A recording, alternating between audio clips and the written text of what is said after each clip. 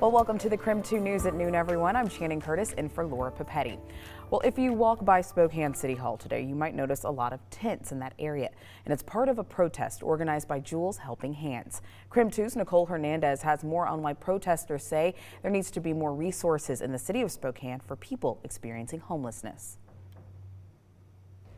That's right. So right now we are seeing a bunch of people outside of City Hall, like you mentioned, but I want to give some context as to why. So I have the weather app pulled up. It says it's 34 degrees outside right now.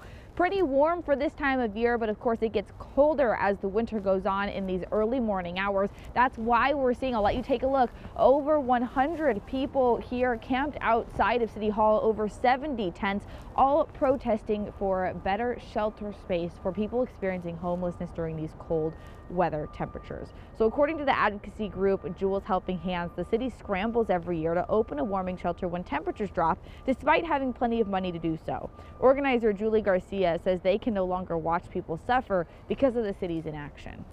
These guys are dying out here. We are not sure how to address this. We've tried doing it every means necessary. We've sent emails, we've come down here, we've talked to people, but no one seems to pay attention until they actually have to see homelessness. Now, the city of Spokane says the shelter system is not full. In fact, over the past 3 nights, the city says 90 to 100 beds have gone unused and available at low barrier shelters. City leaders say they'll continue to monitor the situation to ensure the health and safety of everyone and to maintain access to nearby businesses. A similar protest took place back in 2018. Demonstrators set up about 24 tents in front of City Hall in late November. Spokane police and city crews did clear that encampment. Now here in 2021, Jules Helping Hands says they don't know what else to do to get the city's attention. They are asking people experiencing homelessness to come set up their encampments and tents here, specifically outside of City Hall, to raise that attention. They also say that they will be here every single day, 24/7, until the city makes a change. In Spokane, Nicole Hernandez, KREM 2 News. All right, thank you, Nicole. Now, in the meantime, real estate experts from across the country are releasing a new plan to increase Spokane's housing supply. So the counselors of real estate made recommendations for more multifamily housing options.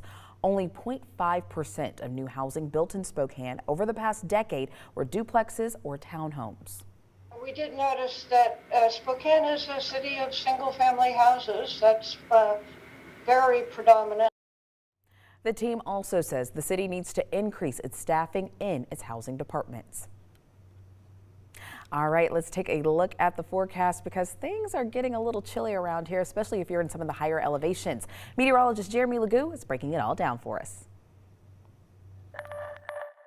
Well, it is a gloomy and cool Tuesday afternoon. We've got temperatures that are struggling to climb. In fact, we already hit our high temperature at midnight. Right now, we sit comfortably at about 32 degrees here in Spokane and don't expect to get much warmer as we head through the afternoon. We've kind of been hanging there all morning long. For the most part, temperatures staying pretty steady across much of the region. Mid-30s in Coeur d'Alene and Sandpoint, 29 in Moses Lake. Still have some of that patchy freezing fog out there in central Washington. 27 in Wenatchee. And here you go, you've got that cloud cover moving up and over Lookout Pass. But for now, the snow seems to be winding down and staying farther down to the south. We'll watch that move out later today and then eventually get our next push of moisture as we move into Thursday. And that's going to be early Thursday morning for our next shot at snow. All in all, today, well, we start cooling down. That's going to be the trend this afternoon. We'll bump up a little, but by tonight, we're falling back into the 20s. The man accused of randomly shooting at people at a Post Falls gas station returned to court today. 32-year-old Tyson Sturkle is facing 12 charges. Now, this is actually video from the shooting where 2 men were hurt. However, both are expected to recover.